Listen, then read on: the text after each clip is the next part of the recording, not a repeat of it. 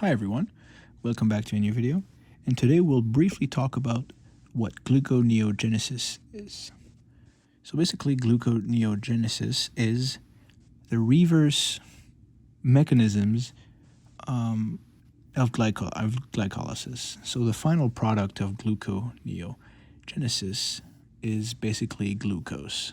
So one thing that you can think about is gluconeogenesis is used when the glucose level in the blood is low. So we need to make more glucose. One of those ways would be to use lactic acid and obtain pyruvate, which will then be used to go up this whole thing and do the opposite of glycolysis, which is known as gluconeogenesis. So gluconeogenesis is pretty simple.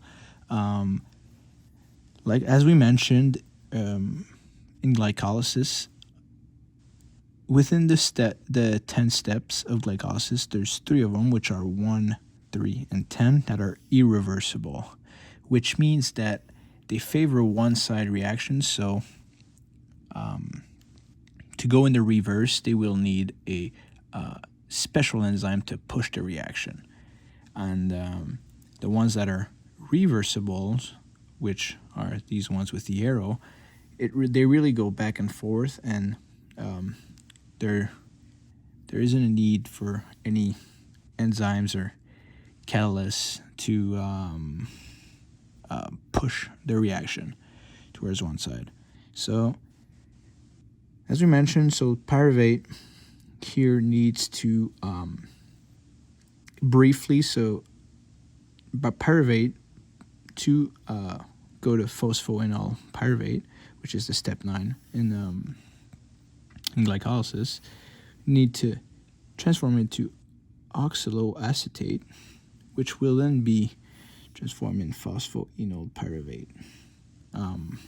This is a way more complicated process, which requires us to go back or go into the mitochondria, transform pyruvate into OAA, and then transform OAA into malstic, and then or malst, which is the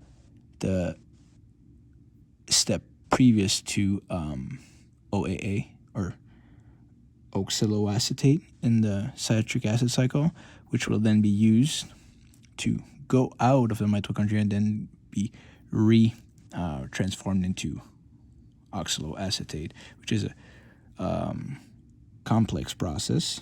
But for the sake of this video today, pyruvate is transformed into oxaloacetate, which is then transformed into phosphoenol pyruvate using both ATP and an